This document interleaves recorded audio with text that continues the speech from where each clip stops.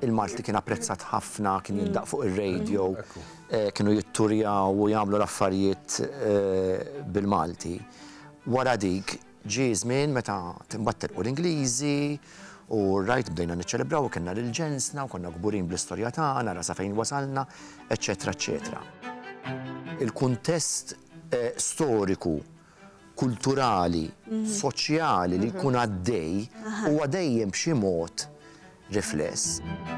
Lum il-ġurnat qegħdin naraw identità Maltija, il-lingwa Maltija li qiegħda taħt stress kontinwu, nazzjonalitajiet differenti li qed jaslu f'pajjiżna.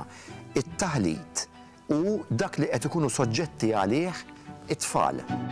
Għamilt intervista lil numru ta' tfal, bl-eċċezzjoni ta' tnejn minnhom kelli xi 24, ħadd minnhom ma tkellem bil-Malti.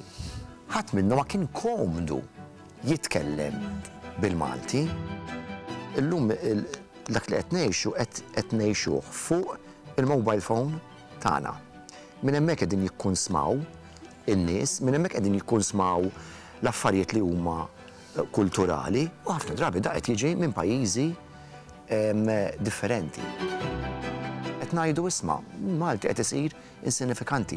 Meta mhux veru, għaliex meta l-oġġett ikun magħmul tajjeb, meta l-oġġett ikun magħmul ħafna artistrija, il-Malti miktub tajjeb, ovvjament anke l-kompożituri Maltin, jagħmel suċċess. Fil-mużika ġrat, pereżempju, għax il-lingwa Maltija isu għamel żmien ħadd ma rid jużaha. Għax ngħid għalija fil-mużika di, sfortunatament il-mużika Maltija jiktara il-klassifika ta' 60 u 70-ijiet, issib li hemm Freddie Portelli qiegħed hemmhekk mal-Beatles pereżempju. Kont fan jiena. Nofs laqqas probabbli iżjed naħseb 70% ta' mużika li kienet tindaq fuq ir-radju kienet Maltija. Iva kien hawn stazzjon tal-radju wieħed. Verament. Dal-pajis jaddi minn fażijiet kultant, ngħidlhom jiena bipolar, fejn aħna vera patriotti u fl-istess ħin aħna maqdru xogħolna l-ħin kollu. Qed ngħid hekk anke meta nagħmlu xogħlijiet ta' barra, ġifieri anke pereżempju jien naf hekk qed nagħmel u r-Rokki pereżempju kien hemm persuna waqfetni minnhom ħaġibu nies minn barra x'inkella fil-każ ma nniġġix. Mhix mentalità. Il-kolonizzazzjoni li hija krejat dal-forma ta' identità li ma tantx tara preżenti fil-bqija tal-Ewropa. Ġifieri aħna għandna l-lingwa Ingliża, allura tixbidna ħafna lejn dak li hu Ingliż lejn l-Ingilterra fejn studjaw it-tfal tagħna. Meta jidhru l-Ingilterra fejn allura jġibu ħafna minn dak l-estetika Ingliża.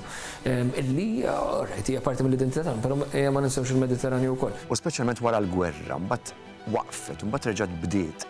Kien hemm element ta' identità Maltija f'dak li konna qed nagħmlu. Kemm għamilna God bless affarijiet, tinsihom l-affarijiet jkunu ġol kabort. Illum qed nagħmel affarijiet oħra. U dik kienet epoka. Jiġifieri bditni naqra nostalġija mhux ċajtu 16 musical. B'xi mod imma nġbidna lura ma nafx hekk kienx biża' jew konniex nassoċjaw il-Malti ma' affarijiet li kienu qed inkun kattifa u ħamalli. U din hija mentalità illi ta' Malta mhuwiex tajjeb daqs ta' barra u l-istess bil-lingwa. Ovvjament bl-Ingliż inti għandek librerija imprezzabbli u vasta ta' xogħlijiet plays u musicals li inti tista' tuża, allura għal ħafna nies hija faċli immens li inti taqbad play li diġà sar u inti tipproduċih u tiddiriġih. Però biex toħloq musical bil-Malti huwa challenge għaliex inti trid toħloq xi ħaġa mix-xejn. Ir-riski tant huma kbar, l-aspettattivi tant huma kbar. Il-ħin li tinvesti tant huwa kbir li mbagħad jekk ma jkollokx il-garanzija li din hija crowd puller il-produzzjoni u t-teatru ħadd imlieħ. It's a pity.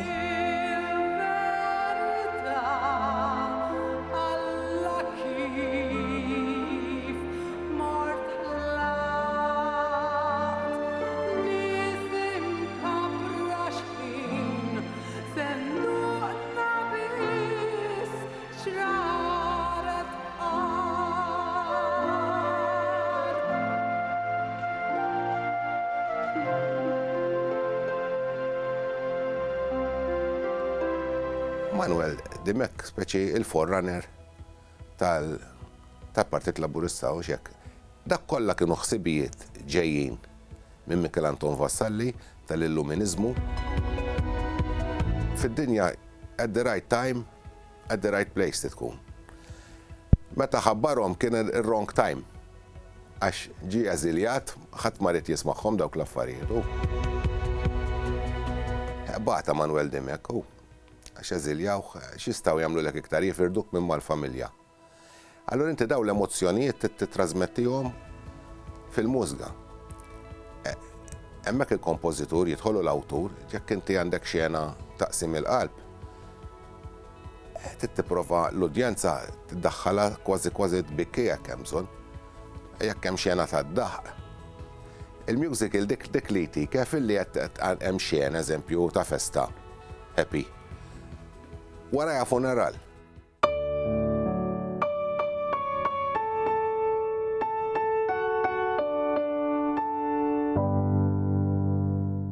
Sewwa di titkanta belit, issa semi classical ukoll. Però użajnija marċ ukoll.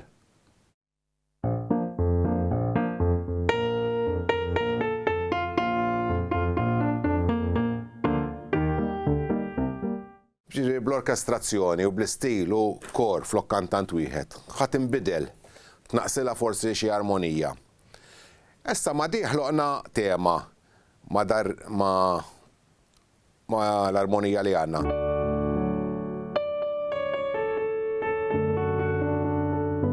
Bil-background li jagħmlu għal-violini.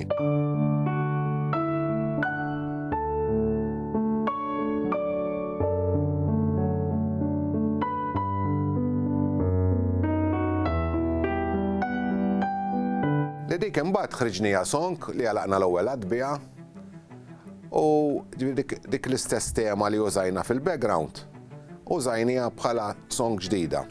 Affarijiet li fihom il-ħsieb tara l-armonija taqbilx biex ma taħbaċ u hekk. Teatru Malta għenet biex turi kemm jista' jkun varjat it-teatru, kemm nies jistgħu jikkollaboraw. L-idea ta' collaborative theatre żdiedet ħafna fl-aħħar 10 snin qabel ma kontx tara creative teams fihom 6 nies. U għandek kollaboraturi minn skejjel differenti. Qabel dik kienet diffiċli ħafna, jekk jiena ġej mill-iskola fiżika naqra Ewropea ma tantx naħdem mal-iskola Ingliża, ma tantx naħdem mal-iskola Taljani, tal-kommedja. Issa qed naraw dan il-taħlit.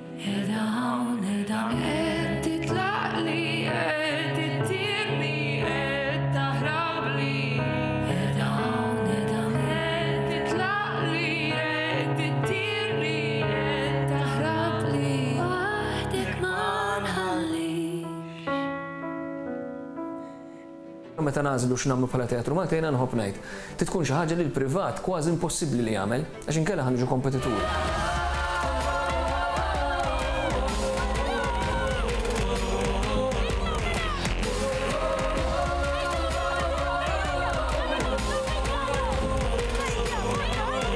Sette, mela wieħed li jaħdem ma' New Victorians ma' kittieba skoċċiża li fuq l-Independence hawnhekk ukoll għandhom il-problemi tagħhom ħanajdu hekk. Ma' set designer Taljana x-7 Ġunju kienet għas-7 Ġunju biex niċċelebraw is-7 Ġunju, qabel konna s-7 Ġunju aħna nagħmlu il-reenactments biss. U meta saqsewna biex nagħmlu teatru, għallu nistgħu nagħmlu reenactment kbir. Imma ma rridniex nagħmlu reenactment għax Teatru Malta qiegħda hemm biex forsi tisfida naqra. Imma nerġa' ngħid li dak il-musical kien diffiċli ħafna li wieħed jagħmlu privatament. Allura naħseb dik line naraw isma' fejn hemm dal-lakuna. U mbagħad għax ikun hemm sette, għax ikun hemm Manuel Dimek, u mbagħad jistgħu jitwildu ishom affarijiet żgħar imma tajbin ħafna illi Teatru Malta qegħdem to kickstart. Ma nixtieqx li Teatru Malta jidher bħala kompetitur, issa fl-aħħar mill-aħħar l-udjenzi hemm qegħdin u jiena ngħidlek kif falli wieħed infallu kollha meta xi ħadd imur jara play li ma toġbux, jaf jagħmellek sena oħra biex ġifieri hemm ekosistema li rridu nieħdu ħsieb.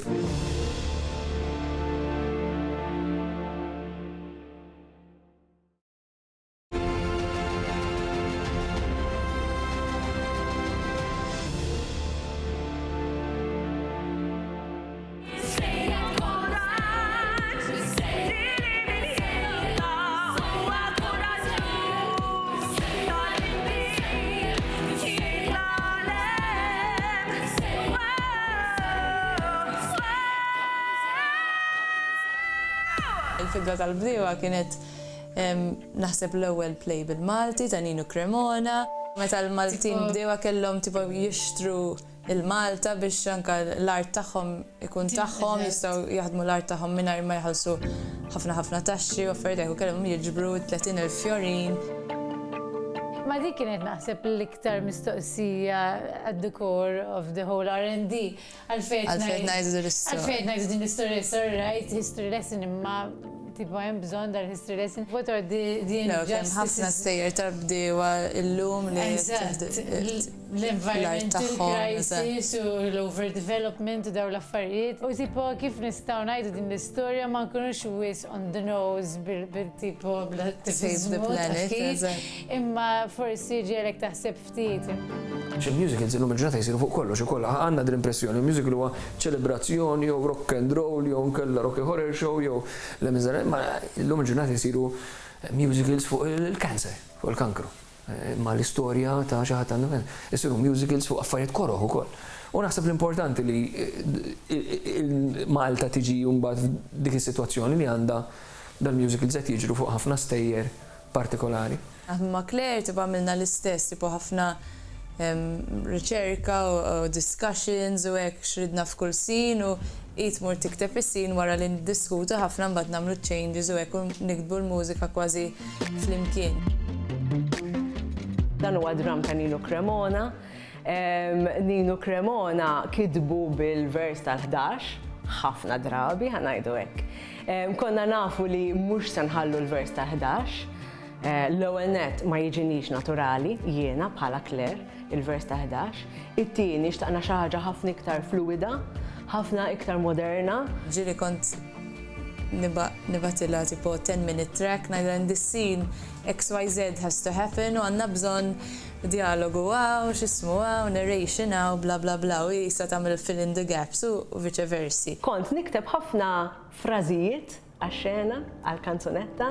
Kienu jgħidu li give me similes, you know, give me metaphors, give me some nice words.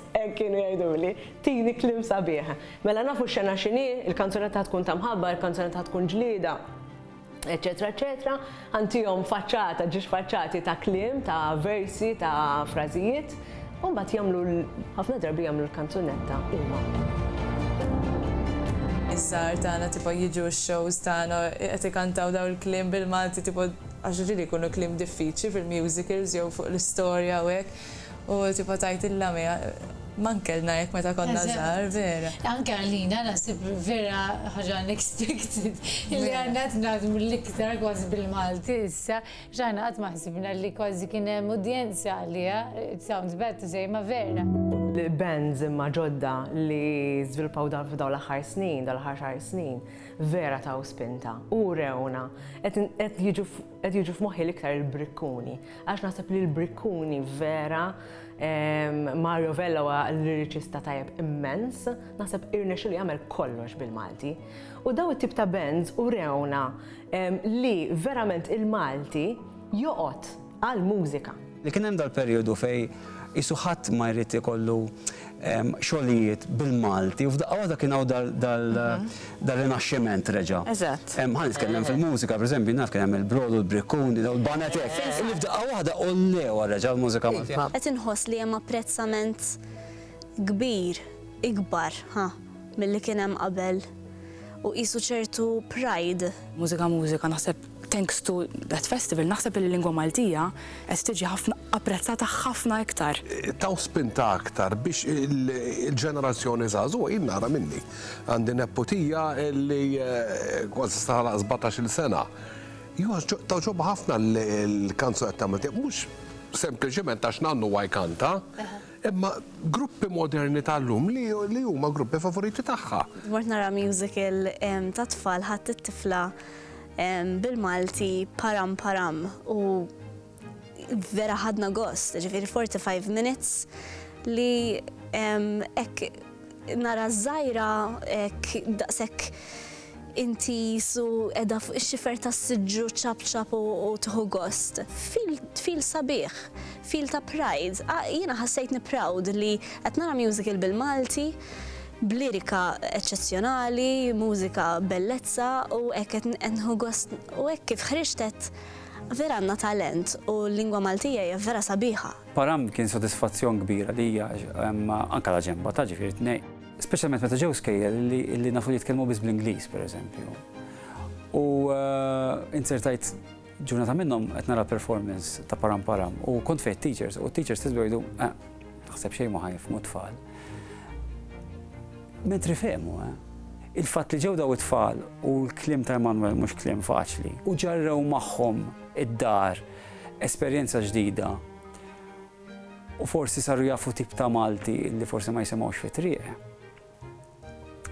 Għalija kien sodisfazzjon kbir, kważi iktar mill-kanzunetti li ktibt ħankom nismijak. Meta dejjem tara shows barra minn Malta, tipo anke s-suġġetti ma jkunux Maltin, eżatt, u jkunu relevanti jew interessanti, ma jkunux Maltin, taf kif? Anke li tista' tara li lek innifsek portrayed on stage in some ways, vera Malta mhix l-istess minn tipo 100 years ago 7 Ġunju, imma xorta tista' tirrelata differenti milli xaħat New York, tipo x'għandix naqsam taf kif? Bħala membru tal-udjenza, jekk inti qed tara xi ħaġa li vera qed temozzjonak u qed taffettwak u qed tħallik imħasseb u hija oriġinali, hija speċjali immens għax inti intom l-ewwel nies li qed tarawha di u li qed tesperjenzjawha f'dak l-istat.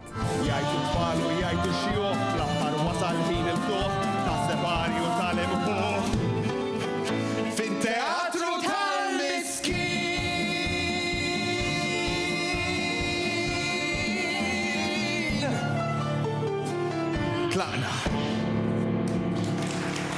il-fatt li kien bil-Malti u jkun miktub mod naħseb li l-ġenwinità tkun iktar qawwi. Issa mhux qed ngħid ovvjament li jekk ħad tikteb musical bl-Ingliż mhux se jkun ġenwin, imma ikun hemm dik xi ħaġa li tolqtok fin.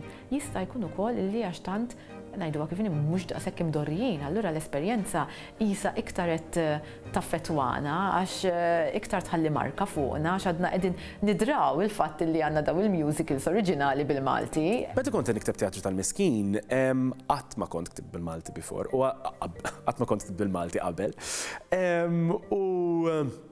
Li ġara, kif bdew jiżvolġu il-karattri, l-istejjer, l-identità tagħhom kienet waħda purament Maltija. U kont qed inħoss li ħajkun hemm ċertu disservice lill-karattru l-istorja li kieku nikteb b'dak li jiena mdorri u nikteb bl-Ingliż.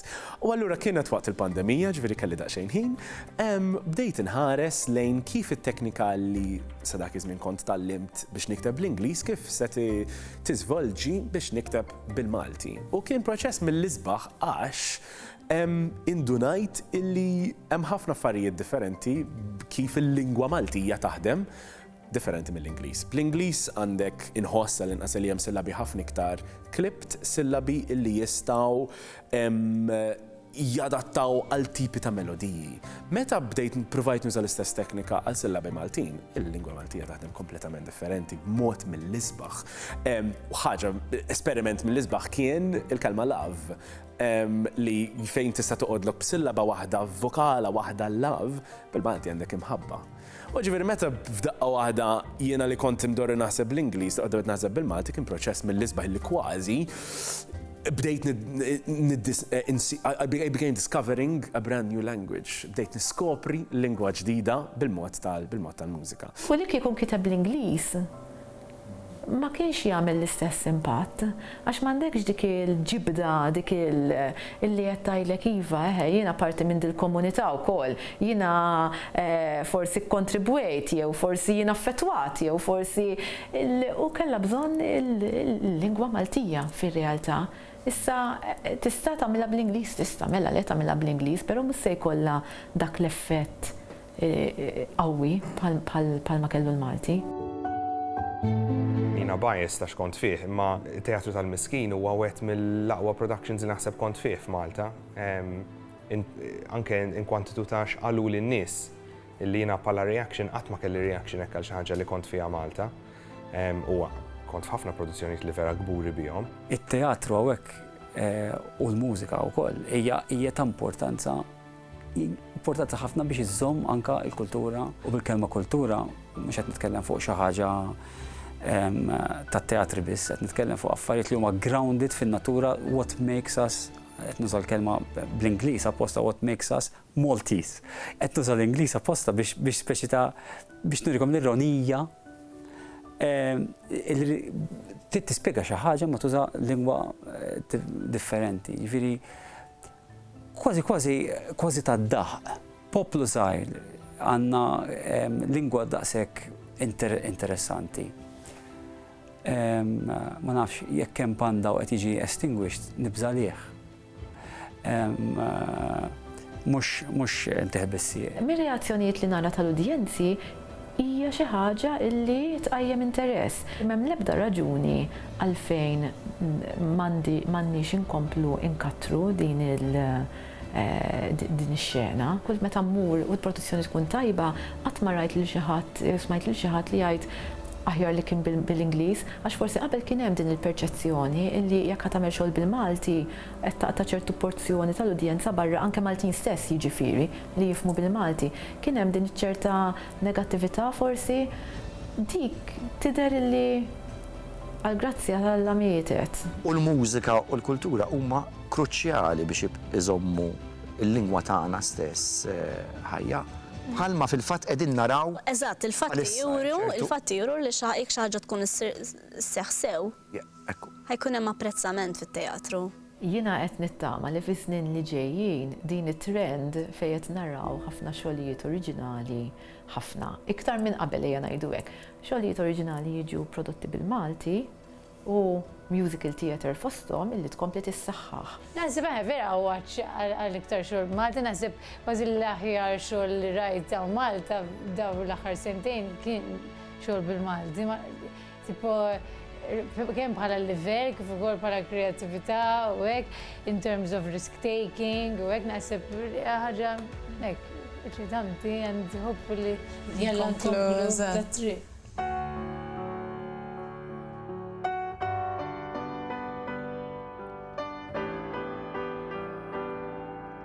Tul fuq għalix tal-Maltin sbejħ l-art għalaw kif dmuħek fuq il-warda l-ewndem l-ulid la tibkix titnikkiġ tibza xejn tibza xejn risaqs minn il-fidwa li fih tal-qawdri jatik ħelsin dejjem la tibza xejn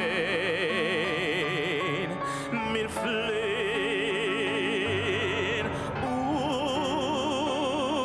ja poplu ġwejjed ja poplu kemm seddum maħkum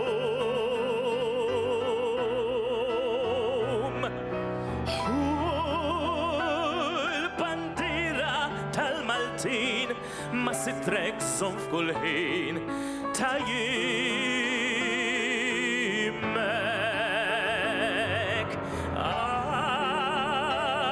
sabiex wasalna sawn ħteġilna naffrontaw id-lam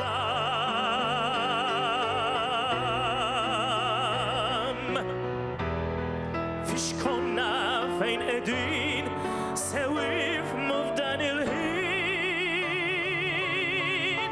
f'bandiera tal-Malti.